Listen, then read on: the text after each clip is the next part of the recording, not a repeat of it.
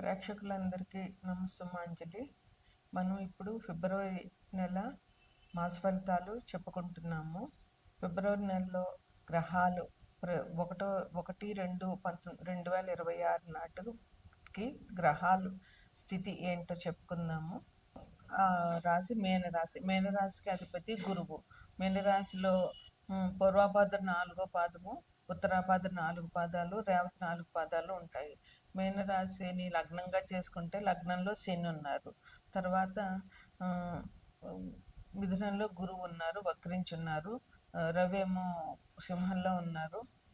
మకరంలో కుజుడు, రవి, శుక్రుడు, బుధుడు ఉన్నారు. రాహు ఏమో కుంభంలో ఉన్నారు. అంటే మేనరాశికి లగ్నంలో శని, వ్యయంలో రాహువు ఉన్నారు. మేనరాశి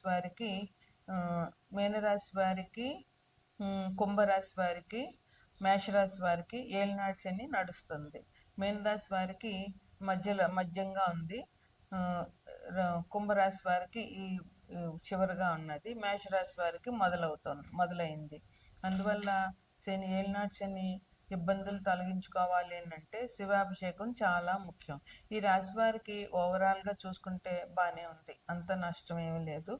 అయితే వీళ్ళు శుభకార్యాలు చేసేటటువంటి అవకాశం చాలా కనిపిస్తోంది. అందువల్ల మీ ఇంట్లో చేయొచ్చు, మీరు కూడా శుభకార్యాలకి అటెండ్ అవ్వడానికి కూడా అవకాశాలు కనిపిస్తున్నాయి. విందులు వినోదాలతో పాల్గొంటారు, బంధుమిత్రులందరినీ కలిసే అవకాశం ఉంటుంది. ఇంకా మీరు ఏ ప్రయత్నం ఏ పని చేసినా కూడా పూర్తవుతుంది. మీరు చేసే ప్రయత్నాలన్నీ కూడా ఫలిస్తాయి అన్నమాట, ఏ ప్రయత్నం చేసినా. అందువల్ల జాగ్రత్తగా మంచిగా ఆలోచించుకుని మీరు ఏ పని ప్రారంభించినా చేయండి. ఇంకా మీకు రావాల్సినటువంటి బాకీలు వసూలు అవుతాయి. మీరు ఎవరైతే మీకు బాకీ ఉన్నారో వాళ్ళ నుంచి మీకు డబ్బులు వచ్చేసే అవకాశం కనబడుతోంది. మీరు ఏ పని మొదలుపెట్టినా కూడా పూర్తవుతుంది. ఆ పని నిర్విఘ్నంగా చేయగలుగుతారనమాట.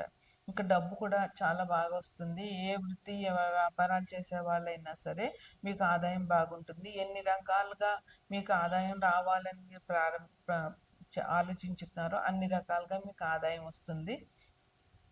ఇంకా కోర్టు వ్యవహారాలు ఉన్నటువంటి వాళ్ళకి ఆ కోర్టు వ్యవహారాలు ఈ మాసంతో కంప్లీట్ అయిపోతాయి. అంటే మీ కోర్టు వ్యవహారాలు పరిష్కారం ఈ నెలలో దొరుకుతుంది అన్నమాట. ఇంకా కొత్త పరిచయాలు జరుగుతాయి మీకు. ఆ కొత్త పరిచయాలను మీరు మంచిగా ఉపయోగించుకోవాలి. వాళ్ళ వల్ల మీకు ఉపయోగం ఉండాలి, మీ వల్ల వాళ్ళకి ఉపయోగం ఉండాలి. ఆ పరిచయం చిరకాలం పరస్పరం ఉండేలాగా మీరు ప్లాన్ చేసుకోండి. ఇక స్నేహితుల వల్ల మీకు లాభాలు ఉన్నాయి. స్నేహితులు మీరు ఎవరినైతే బాగా స్నేహంగా బాధ అనుకుంటున్నారో వాళ్ళ వల్ల మీకు మంచి లాభాలు జరిగేటటువంటి అవకాశం ఉంది. పరస్పరం కూడా మీరు సహాయ సహకారాలు చేసుకుంటారు. ఇక విద్యార్థులకి బాగుంది. జాగ్రత్తగా చదివినట్లయితే గురువు మీకు అధిపతి కనుక మీకు విద్యలో తెలివితేటలు బాగా సమయానికి మీకు జ్ఞాపకశక్తిని ఇచ్చి పరీక్షలు బాగా రాసేటటువంటి శక్తిని ఆయన ఇస్తాడు. మీరు దక్షిణామూర్తిని కానీ, రాఘవేంద్ర స్వామిని కానీ, లేదా మన సాయిబాబాని కానీ పూజ చేయడం వల్ల మీకు పరీక్షల్లో మంచి ఉత్తీర్ణత జరిగేటటువంటి అవకాశం ఉంది. ఉద్యోగస్తులకు కూడా మంచి కాలం. అందువల్ల ఉద్యోగస్తులు కూడా జాగ్రత్తగా న్యాయంగా ధర్మంగా ఉన్నట్లయితే శని భగవానుడైనా గురువైనా కూడా మీకు అవకాశాలను ఇస్తారు, ఆశీర్వచనాలను ఇస్తారు. ఇక గ్రహాలు ఇప్పుడైతే ప్రస్తుతం ఫిబ్రవరి 1వ తారీఖు నుంచి 3వ తారీఖు వరకు ఒకటే గ్రహం వ్యయంలో ఉంది. కానీ ఫిబ్రవరి 13వ తారీఖు నుంచి రవి మీకు మకరం నుంచి కుంభంలోనికి, అంటే మీకు వ్యయానికి వచ్చే అవకాశం ఉంది. అట్లాగే శుక్రుడు మకరం నుంచి కుంభానికి 6వ తారీఖున వస్తున్నారు. అట్లాగే బుధుడు మకరం నుంచి కుంభానికి 3వ తారీఖున వస్తున్నారు. అంటే మీకు వ్యయంలో 4 పాపగ్రహాలు, అంటే శుక్రుడు పాపగ్రహం కాకపోయినా రవి, రాహువు, బుధుడు ఈ 3 పాపగ్రహాల వల్ల శుక్రుడిచ్చే ఫలితాలు మీకు తక్కువగా ఉంటాయి. అందువల్ల ఖర్చులు తగ్గించుకుని జాగ్రత్తగా ఆలోచించి మీరు ఈ నెలంతా ఉండవలసిన అవసరం చాలా ఉంది. ఇక 15వ తారీఖున మహాశివరాత్రి పర్వదినం కనుక ఆ రోజు మీకు అసలే లగ్నంలో శని ఉన్నారు కనుక, శని భగవానుడు ఏలినాటి శని నడుస్తుంది కనుక శని భగవాను నుంచి మీకు మంచి ఫలితాలు రావాలి అని అంటే శివాభిషేకం చాలా ముఖ్యం. శనివారం శివాభిషేకం చేయండి తప్పకుండా. శనివారం నాడు హనుమాన్ చాలీసా 11 సార్లు చదవండి. హనుమంతుడి గుడిలో 11 ప్రదక్షిణాలు చేయండి. ఇక శివరాత్రి రోజున శివాలయానికి వెళ్ళడం, శివుని దర్శించుకోవడము, అలాగే ఉపవాసం ఉండడము, జాగరణ చేయడము, శివాభిషేకం చేయడం వల్ల మేషరాశి వారికి 12 ఇంట్లో శని ఉండడం వల్ల ఇబ్బందులు అనేటటువంటివి జరిగే అవకాశం ఉంటుంది. ఎందుకంటే శని మేషరాశి వారికి ఇది కూడా జరుగుతుంది, ఏలినాటి శని కూడా జరుగుతుంది కనుక. అలాగే కుజుడు, మేషరాశికి అధిపతి కుజుడే అయినా కుజుడు 4వ దృష్టి కూడా మేషరాశి మీద ఉంది. వీరికి ముఖ్యంగా శనికి సంబంధించినటువంటి పరిహారాలు చేసుకోవడం వల్ల ఇబ్బందులు అనేటువంటి తగ్గుతాయి. అందువల్ల శివాభిషేకాలు చేయడము, శనికి సంబంధించిన హనుమాన్ చాలీసా పారాయణ చేయడము, హనుమాన్ టెంపుల్కి వెళ్ళడము అనేటటువంటివి ఈ రాశి వారికి మంచి పరిహారాలుగా చెప్పవచ్చు. ఇక శివరాత్రి రోజున తప్పకుండా శివాభిషేకం చేయడం వల్ల వీరికి శని నుంచి వచ్చేటటువంటి ఇబ్బందులు తగ్గుతాయి. తర్వాత వృషభ రాశి వారికి శని 3వ దృష్టి, శని మీనంలోంచి వృషభ రాశిని 3వ దృష్టితో చూస్తున్నారు. అందువల్ల ఈ దృష్టి నుంచి తప్పించుకోవాలి అని అంటే శివాభిషేకం తప్పకుండా చేయాలి. వృషభ రాశికి అధిపతి శుక్రుడు కనుక అమ్మవారిని అయ్యవారిని ప్రార్థించడం వల్ల, వారి పూజలు చేయడం వల్ల వీరికి చాలా మంచి జరుగుతుంది. ఇంకా మిథున రాశిలోనే గురువు ఉన్నారు, ఆయన వక్రించి ఉన్నారు.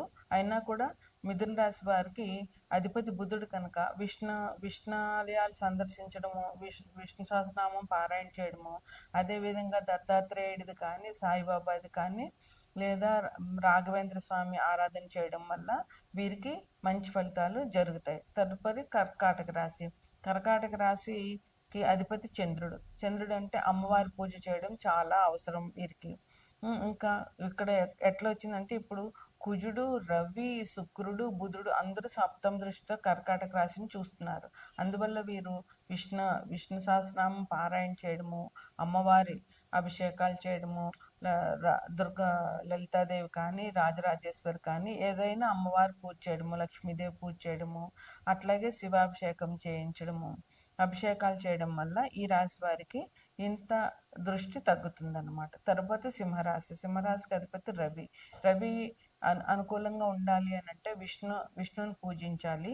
ఇంకా సింహరాశికి రాహు 7వ దృష్టి ఉంది, కుజుడు 8వ దృష్టి ఉంది. అందువల్ల కుజుడు దృష్టిని తప్పించుకోవాలంటే సుబ్రహ్మణ్యేశ్వర స్వామి ఆరాధన చేయాలి. రాహు దృష్టి నుంచి తప్పించుకోవాలంటే రాహుకేతువులు పూజ చేయడము, మంగళవారం నాడు దుర్గాదేవి ఆలయంలో రాహు దీపాలు పెట్టడము, ఆదివారం కూడా రాహు దీపాలు పెట్టుకోవడము, అట్లాగే అమ్మవారి ఆరాధన, దుర్గాదేవి ఆరాధన చాలా మంచి జరుగుతుంది అన్నమాట.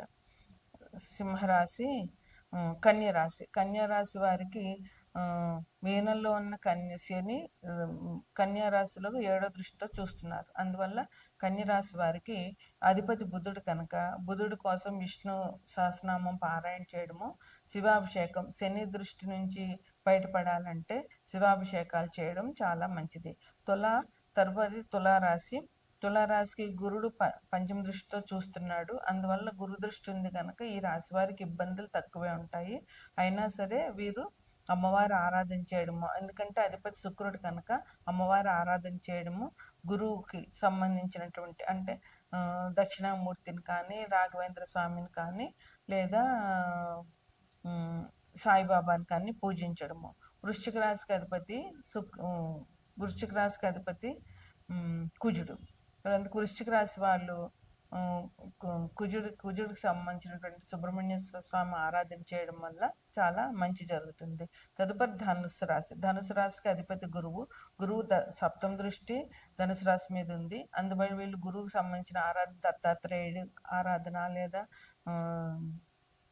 దత్తాత్రేయుడు ఆరాధన చేయడము లేదా దక్షిణామూర్తి ఆరాధన చేయడము, సాయిబాబా రాఘవేంద్ర స్వామి ఆరాధనలు, గురువుల్ని పెద్దల్ని పూజించడం వల్ల చాలా మంచి జరుగుతుంది. ఇక తదుపరి మకర కుంభరాశులు, ఈ రెండిటికి శని అధిపతి. ఈ రాశుల్లోనే పాపగ్రహాలు ఎక్కువగా ఉన్నాయి కనుక వీరికి చెప్పదగ్గ సూచన ఏంటంటే శివాభిషేకం తప్పకుండా చేయాలి. ఈ 2 రాశుల వారికి శివాభిషేకం చేసినట్లయితే చాలా మంచి జరుగుతుంది. వారికి ఉన్న ఇబ్బందులన్నీ కూడా శివాభిషేకం వల్ల తగ్గుతాయి. తదుపరి మీనరాశికి అధిపతి గురువు. మీనరాశిలోని శని భగవానుడు ఉన్నాడు. అందువల్ల వీళ్ళు శివాభిషేకం చేయడము, శని భగవాన్ నుంచి ఏలినాటి శని నుంచి తప్పించుకోవాలంటే శివాభిషేకం చేయడము, గురువు యొక్క ఆరాధన చేయడము ఈ రాశి వారికి చెప్పదగినటువంటి పరిహారాలు.